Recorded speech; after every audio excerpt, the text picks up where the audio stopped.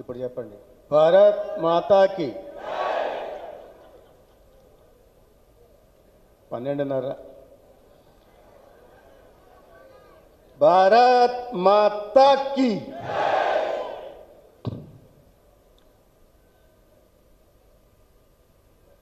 PC Mohan గారు కర్ణాటక నుంచి వచ్చారు.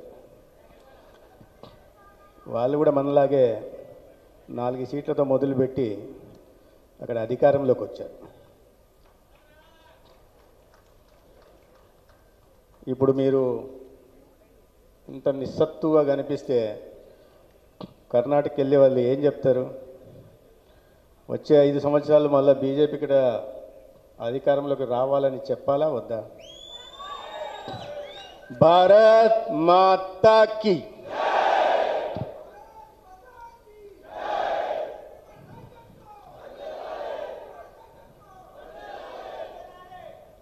రెండుసార్లు శాసనసభ్యులుగా, 4 సార్లు అత్యంత కఠినమైన పార్లమెంటు నియోజకవర్గం నుంచి సభ్యులుగా గెలిచిన ఈనాటి ఈ అధ్యక్ష బాధ్యతల ఎన్నికల పరిశీలకులుగా వచ్చిన పెద్దలు శ్రీ పిసి మోహన్ గారికి, వేదిక మీద ఉన్న పెద్దలు, ఇవాళ ఆంధ్రప్రదేశ్ భారతీయ జనతా పార్టీ అధ్యక్ష ఎన్నికల సందర్భంగా రాష్ట్రం నలుమూలల నుంచి వచ్చిన భారతీయ జనతా పార్టీ సహచర కార్యకర్తలందరికీ కూడా నమస్కారం. ముందుగా మన్నించాలి, ఒక భారతీయ జనతా పార్టీ కార్యకర్తగా ఇంతటి ముఖ్య కార్యక్రమంలో నేను కాస్త ఆలస్యంగా వచ్చాను. అది క్షమార్హం కాదు, కానీ దానికి ఒక సహేతుకమైన కారణం ఉంది. ఇవాళ భగవంతుడు ప్రాణం పోస్తే ప్రాణాన్ని నిలిపే బాధ్యత వైద్యులది. అటువంటి వైద్యుల జాతీయ వైద్యుల దినోత్సవం ఇవాళ. ఆ కార్యక్రమం వెళ్ళడం, విశేష సేవలు అందించి ప్రజల ప్రాణాల్ని, తమ ప్రాణాల్ని పణంగా పెట్టి కాపాడుతున్న డాక్టర్లను సన్మానించే కార్యక్రమంలో కాస్త ఆలస్యం కావడం వల్ల ఇటువంటి ముఖ్యమైన ఒక పండుగ వాతావరణంలో మనం చేసుకుంటున్న ఈ కార్యక్రమానికి నేను ఆలస్యంగా రావడం జరిగింది. అందుకని వేదిక మీద ఉన్న వాళ్ళకి, వేదిక కింద ఉన్న సహచర కార్యకర్తలందరినీ కూడా మన్నించాల్సిందిగా కోరుతున్నా.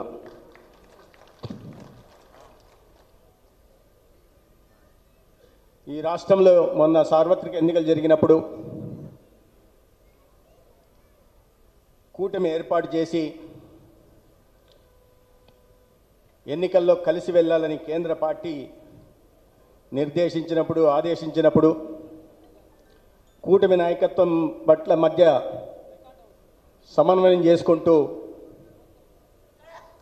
లక్షల మంది భారతీయ జనతా పార్టీ కార్యకర్తలను సమాయత్తం చేసి అద్భుతమైన నాయకత్వ పటిమతో ఎన్నికలను ముందుండి నడిపించి ఇవాళ కూటమి ప్రభుత్వం 175 సీట్లకు గాను 164 సీట్లతో ప్రభుత్వం ఏర్పాటు కావడానికి ప్రధాన భూమిక పోషించిన శ్రీమతి దగ్గుపాటి పురంధేశ్వరి గారికి నేను ముందుగా ధన్యవాదాలు తెలియజేస్తున్నాను.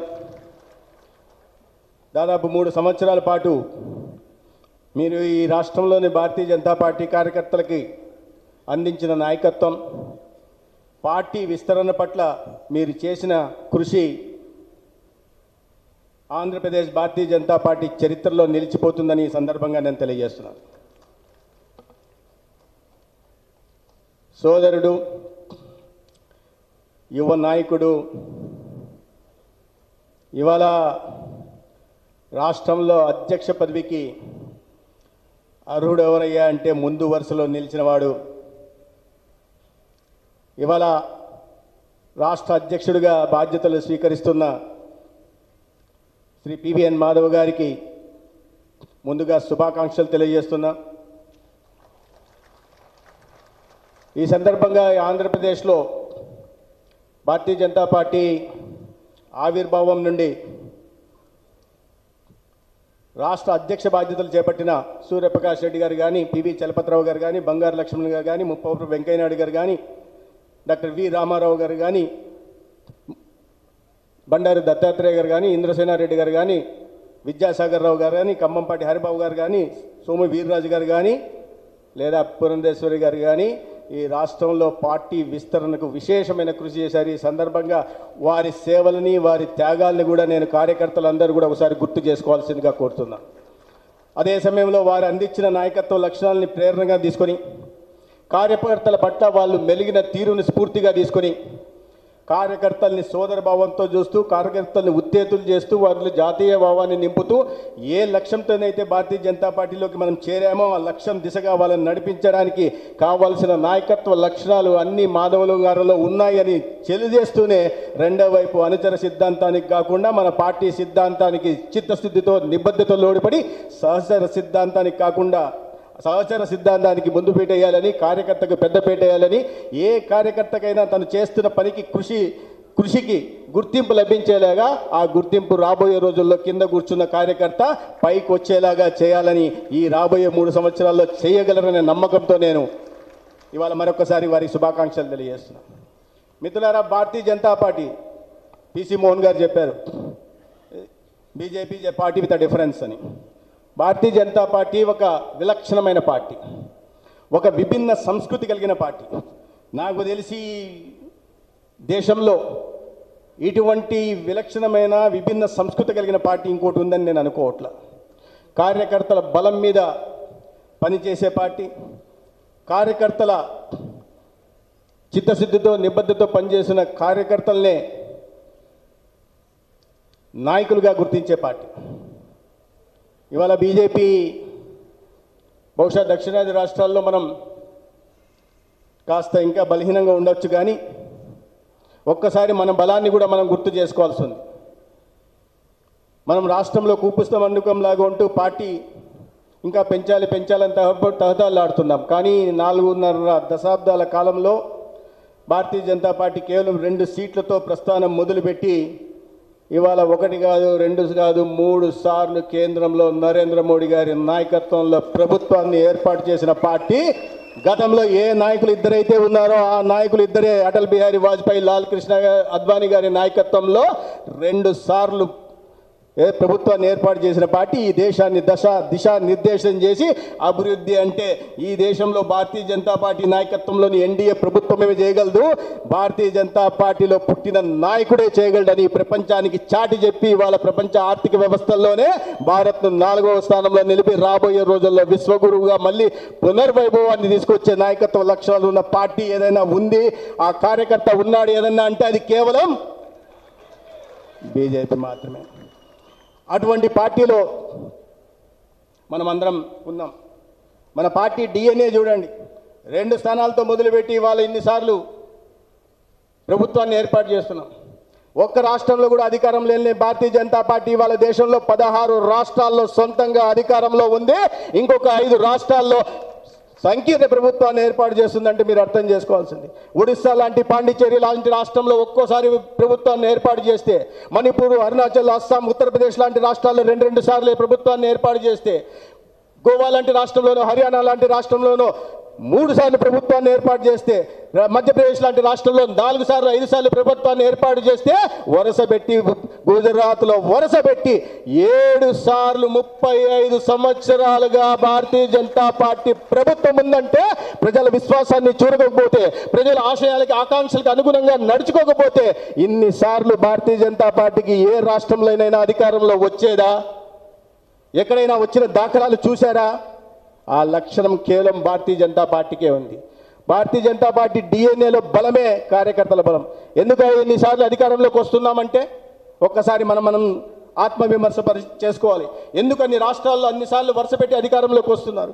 ఎందుకు అన్నిసార్లు పదే ప్రజలు మళ్ళీ ఆదరాభిమానాలు చూపిస్తూ అత్యధిక మెజారిటీ ఇచ్చి బీజేపీ ప్రభుత్వాన్ని ఆ రాష్ట్రాల్లో ఏర్పాటు చేస్తున్నారంటే మనం అర్థం చేసుకోవాలి. ఎందుకంటే కార్యకర్తల బలంతోనే ఎన్నిసార్లు ప్రభుత్వం ఏర్పాటు అవుతుంది, కార్యకర్తలు ప్రజలకి వాళ్ళ ఆశయాలకు అనుగుణంగా నడుచుకుంటున్నారనే విషయాన్ని మనం అర్థం చేసుకోవాల్సింది. ఇక్కడ అనేక మంది ఉన్నారు. ఇన్నిసార్లు ప్రభుత్వం ఏర్పాటు కావడానికి ఈ స్టేజీ మీద నాయకులు కారణం కాదు.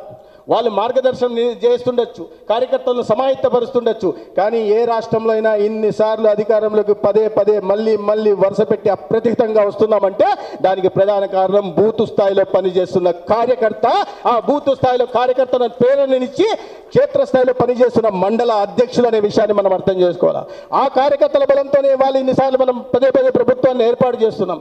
ఈ రాష్ట్రంలో కూడా మనమందరం కార్యకర్తలమే, బూత్ స్థాయి నుంచి వచ్చిన కార్యకర్తలమే. ఇవాళ బాధ్యతల్లో తేడా ఉండొచ్చు. బూత్ స్థాయిలో పనిచేస్తున్న కార్యకర్తలు ఇక్కడ కొంతమంది ఉండొచ్చు, మండల స్థాయిలో చేస్తున్న వాళ్ళు వచ్చు, జిల్లా స్థాయిలో చేస్తుండొచ్చు, రాష్ట్ర స్థాయిలో చేస్తున్న వాళ్ళు వచ్చు. బాధ్యతల్లో తేడా ఉంది కానీ చేసే పని మాత్రం ఒక్కటే. మనం జాతీయవాద భావంతో అంకితమై ఈ ఏదైతే మనం ప్రజలకు సేవ చేయాలనుకున్నాము, ఏ లక్ష్యంతో అయితే వచ్చామో, ఏ అంత్యోదయ పేరుతో ప్రజల జీవితాల్లో వెలుగులు నింపడానికి వచ్చామో ఆ దిశగా ప్రయత్నం చేయాల్సిన అవసరం ఉంది. ఖచ్చితంగా కార్యకర్తలు కార్యకర్తలు బలం అంటున్నారు, కార్యకర్తలు బూతులు పనిచేస్తున్నాము అంటున్నారు. ఇవాళ ఏదన్నా అడిగితే అక్కడికి వెళ్తే మమ్మల్ని కలెక్టర్ పట్టించుకోలేదండి, ఇక్కడికి వెళ్తే వాళ్ళు పట్టించుకోలేదండి, ఇంకా కొద్దిగా వస్తే మేము చాలా కష్టపడి పనిచేసామండి కానీ పట్టించుకోలేదండి. ఎందుకు పట్టించుకోలేదు? ఒకరు ఇద్దరు 10 మంది ఎక్కిపోతే కాదు, ప్రతి బూత్ నుంచి 200 కార్యకర్తల నిర్మాణం జరగాల. ఎక్కడికన్నా వెళ్తే మండల స్థాయిలో వెళ్తే భారతీయ జనతా పార్టీ నాయకుడు 500 మంది కార్యకర్తల్లో వస్తాడంటే వినని కలెక్టర్ ఉండడు, వినని అధికారి ఉండడు, వినని ఎస్పీ ఉండడు. మనం బలం పెంచుకున్న నాడే మనల్ని గుర్తింపు లభిస్తుంది. ఆ దిశగా మనం పనిచేయాల్సింది. పనిచేస్తున్నారు. ఆ పని చేయడం కారణంగానే ఇవాళ సంకీర్ణ ప్రభుత్వం రాష్ట్రంలో ఏర్పాటైందనే విషయాన్ని కూడా నేను గుర్తిస్తున్నా. కానీ మనం ఇంకా బలం పెంచుకోవాల్సి ఉంది. క్షేత్రస్థాయిలో బలం పెంచుకోవాల్సి. ఏ రకంగా బలం పెంచుకుంటాం? ఇక్కడ కూర్చొని సమావేశం నిర్వహించుకుంటే బలం పెరిగిపోద్దా? లేదా ఒకరొకరు మాట్లాడుతుంటే చప్పట్లు కొట్టుకుంటే బలం పెరిగిపోద్దా? కాదు. చెరైవేతి అన్న మన పార్టీ మూల సిద్ధాంతంలోనే చెరైవేతి ఏనాడైతే భారతీయ జనతా పార్టీ కార్యకర్తగా నువ్వు సభ్యత్వం తీసుకుంటావో ఆనాటి నుంచి చెరైవేతి అంటే నిరంతరం సంచరిస్తూ ఉండు, పార్టీ సేవలో ప్రజాసేవలో తరిస్తూ ఉండనే మంత్రం మీకు ఇచ్చినప్పుడు ప్రతి చోటికి వెళ్ళాలి. మన ప్రభుత్వం చేస్తున్న మంచి పనులు, మనం అందిస్తున్న అభివృద్ధి కార్యక్రమాలు, మనం అందిస్తున్న సంక్షేమ పథకాలు, దేశ సౌరభ్యతకి, సమగ్రతకి, సార్వభౌమాధికారానికి ఏ ప్రమాదం వచ్చినా ఏ దేశానికైనా వెనుగడగేయకుండా వాడికి అర్థమయ్యే భాషలో సమాధానం చెప్పే నాయకత్వం మనకు ఉంది. ఆ నాయకత్వాన్ని ప్రజల్లోకి తీసుకెళ్లాల్సిన బాధ్యత ఎవరి మీద ఉంది? కార్యకర్తలు. ఇది చేయాలి. చెరైవేతి అని ఇవి చెంది సరిపోతుందా? ఇంకో మంత్రం కూడా మనకి కేంద్ర పార్టీ నాయకత్వం ఇచ్చింది. మన సిద్ధాంతంలో మనం పార్టీ చేరిన నాడు మనకు చెప్పి సర్వస్పర్శి సర్వవ్యాపి అంటారు. ఎవరి పట్ల వివక్ష లేకుండా సబ్కా సాత్ సబ్కా వికాస్ పేరుతో సమాజంలో ప్రతి వర్గం దగ్గరికి, అగ్రవర్ణాలైనా, దళిత వర్గాలకైనా, బలహీన వర్గాలకైనా, అట్టడుగు స్థానంలో ఉంటున్న వ్యక్తి దగ్గరికైనా మన పార్టీ సిద్ధాంతాన్ని తీసుకెళ్లాలా, మన ప్రభుత్వం చేస్తున్న మంచి పనులు చేయాలా, మన నాయకత్వ లక్షణాల గురించి వారికి చెప్పాల్సింది, సర్వస్పర్శి చేయాల్సిన అవసరం ఉంది. సర్వవ్యాపి అంటే ఈ గిరిజన ప్రాంతం అని చెప్పి, గ్రామీణ ప్రాంతం అని, పట్టణ ప్రాంతం కాకుండా, ఎక్కడ కూడా పరిమితం కాకుండా రాష్ట్రంలో ఉంటున్న భౌగోళికంగా ప్రతి చోటికి పార్టీని విస్తరించిన నాడే పార్టీ నిర్మాణం జరుగుతుంది, పార్టీ కార్యకర్తల నిర్మాణం జరుగుతుంది. ప్రతి బూత్లో మనకు 200 మంది కార్యకర్తలు తయారవుతారు. ఆ కార్యకర్తల బలమే రాబోయే రోజుల్లో భారతీయ జనతా పార్టీని ఈ రాష్ట్రంలో ప్రత్యామ్నాయ శక్తిగా నిలబడుతుందనే నమ్మకం కూడా నాకుంది. ఆ కార్యకర్తల పట్ల, వారి నాయకత్వ లక్ష్యాల పట్ల, వారి సిద్ధాంత నిబద్ధత పట్ల, చిత్తశుద్ధి పట్ల నాకు విశ్వాసం కూడా ఉంది. మనం సంకీర్ణ ప్రభుత్వంలో ఉన్నాం. మిత్రధర్మాన్ని పాటిస్తూనే పార్టీని అందరికీ అనిపించవచ్చు మనం ప్రభుత్వంలో ఉన్నాం కదా, ఏంటి ఇలా మాట్లాడుతున్నారు. 57% ఓట్లు వచ్చాయి మనకు మొన్న సంకీర్ణ ప్రభుత్వానికి. కానీ 57%, 100లో 57 తీసేస్తే ఎంతుంది? లెక్కల్లో చాలా వీక్ ఉన్నారు. 43% శూన్యం ఉందా లేదా? 43% ప్రజల్లోకి వెళ్ళడానికి అవకాశం ఉందా లేదా? ఆ మిత్రధర్మాన్ని పాటిస్తూనే ఆ 43%లోకి వెళ్ళడానికి అవకాశం ఉంది. ఆ పని ప్రతి కార్యకర్త చేయాల్సిన అవసరం ఉందని నేను 14 నిమిషాలైంది, ముగిచ్చేస్తాను. చాలామంది భక్తులు ఉన్నారు. ప్రధానంగా ఇవాళ మనం మాధవ్ గారి ప్రసంగం వినాలి. ఇవాళ నేను ఒక విచిత్రమైన వార్త చదివా ఒక ప్రధాన పత్రికలో. పివిఎన్ మాధవ్ గారికి వారి కుటుంబ నేపథ్యాన్ని దృష్టిలో పెట్టుకొని ఆయనని రాష్ట్ర అధ్యక్ష పదవి బాధ్యతల్ని కేంద్ర నాయకత్వం అందించిందని నాకు చాలా ఆశ్చర్యం వేసింది. చాలా పెద్ద కుటుంబ నేపథ్యం ఉంది మాధవ్ గారికి. మాధవ్ గారి తండ్రి గారు ఇప్పుడే చెప్పారు మా మిత్రులు భూపతిరాజు శ్రీనివాస వర్మ గారు. ఎక్కువ ప్రసంగం మాధవ్ గారి కన్నా మాధవ్ గారి తండ్రి గారు అయిన చలపతిరావు గారి గురించి వారి గుణగణాలను కీర్తించడం కోసం కేటాయించారు. చాలా గొప్ప వ్యక్తిత్వం, గొప్ప నాయకుడు. కానీ కేవలం పివి చలపతిరావు గారి కుమారుడిగా మాధవ్ గారికి ఇది రాలే. ఆ కుటుంబంలో పుట్టారు. ఎస్, తన తల్లి గర్భంలో ఉన్నప్పుడే జాతీయవాదం ఏందో తెలుసుకున్నాడు. ఎందుకంటే ప్రతిరోజు ఇంట్లోనే సమావేశాలు జరిగేవి, ప్రచారకులంతా అక్కడే ఉండేవాళ్ళు. తను విద్యార్థి దశలో ఉన్నప్పుడు, చిన్న దశలో ఉన్నప్పుడే శాఖకు పోవడం అలవాటు పెట్టాడు. విద్యార్థి దశలో ఉన్నప్పుడు అనేక ఉద్యమాల విద్యార్థి పరిషత్ నాయకుడిగా పాల్పంచుకున్నాడు. తర్వాత స్వదేశీ జాగరణ మంచ్ కోసం ఏ రాష్ట్రంలో ఎక్కడ బాధ్యత ఇస్తే ఎక్కడికి వెళ్ళమంటే ఏవి చూసుకోకుండా అక్కడ వెళ్ళి శక్తి వంచన లేకుండా పనిచేశాడు. దాని తర్వాత భారతీయ జనతా పార్టీలోకి వస్తే భారతీయ జనతా పార్టీలో కింది స్థాయి నుంచి పివి చలపతిరావు గారు అబ్బాయి అని చెప్పి రాష్ట్ర బాధ్యత అధ్యక్షులు ఇవ్వలే. 50 సంవత్సరాల నుంచి ఆయనకి ఎంత వయసు ఉందో ఆ వయసు నుంచి పార్టీ కోసం పనిచేస్తున్నాడు. చిన్న వయసులో తనకు తెలియకుండా పనిచేశాడు. ఊహ తెలిసిన తర్వాత తెలిసి పార్టీ సిద్ధాంతం కోసం పనిచేస్తున్న వ్యక్తి ఇవాళ చలపతిరావు గారు అబ్బాయి గారు. తర్వాత భారతీయ జనతా పార్టీలో ఏ బాధ్యత వచ్చినా ఆ బాధ్యతకు న్యాయం చేస్తూ కేవలం పార్టీ కార్యకర్తనే కాకుండా ప్రజల్లో కూడా మరీ ముఖ్యంగా చదువుకున్న వాళ్ళల్లో కూడా తన ఆధారణ ఉందని చెప్పి భారతీయ జనతా పార్టీ సిద్ధాంతాన్ని తీసుకెళ్లి ఎమ్మెల్సీ ఎన్నికల్లో గెలిచి ఇవాళ 5 సంవత్సరాల పాటు శాసన మండలిలో తన సత్తా చాటిన వాడు. ఈ లక్షణాలన్నింటినీ పరిగణలోకి తీసుకొని ఆయన నాయకత్వ లక్షణాలను చూసి బాధ్యతలు ఇవ్వడం జరిగింది. కానీ పివి చలపతిరావు గారి అబ్బాయి మాత్రమే అని కాదు, అది కాస్త దోహదపడి ఉండొచ్చు. అతనికి ఆ నాయకత్వ లక్షణానికి రావడానికి ఆ రక్తంలోనే అది ఉంది కాబట్టి ఇది వచ్చిండొచ్చు. కానీ కేవలం అది మాత్రమే కాదు. అటువంటి మాధవ్ గారు ఇవాళ మనకు రాష్ట్ర అధ్యక్షుడిగా కావడం అనేది చాలా సంతోషంగా ఉంది. ఆ నాయకత్వ లక్షణాలు ఏదైతే చిన్నప్పటి వయసులోనే నాయకత్వ లక్షణాలు పునికి పుచ్చుకున్నారో ఆ నాయకత్వ లక్షణాలే కార్యకర్తలను సమాయత్తం చేయడానికి ఉపయోగపడతాయని నేను భావిస్తున్నాను. ఏదైతే సమయస్ఫూర్తి చిన్నప్పటి నుంచి నేర్చుకున్నాడో ఆ సమయస్ఫూర్తి వేదిక మీద ఉన్న పెద్దలు, ఇతర పార్టీల నుంచి వచ్చిన పార్టీలు కొత్త నీరు పాత నీరు రెండు తయారు చేసి ఒక ప్రవాహంలాగా తీసుకెళ్లి ఒక ఉధృతమైన నదిలాగా తయారు చేసి రాబోయే రోజుల్లో భారతీయ జనతా పార్టీని రాష్ట్రంలో అధికారంలోకి తీసుకురావడానికి కావాల్సిన శక్తి వంచన లేకుండా పని చేయగలరనే విశ్వాసం కూడా ఇవాళ ఉంది.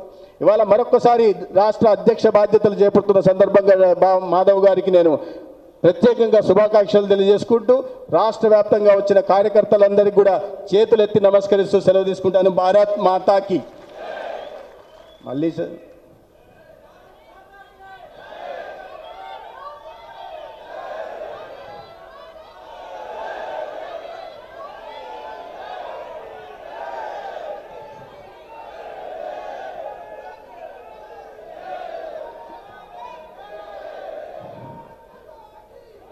ఈ ప్రాంతం నుంచి తక్కువ వస్తుంది.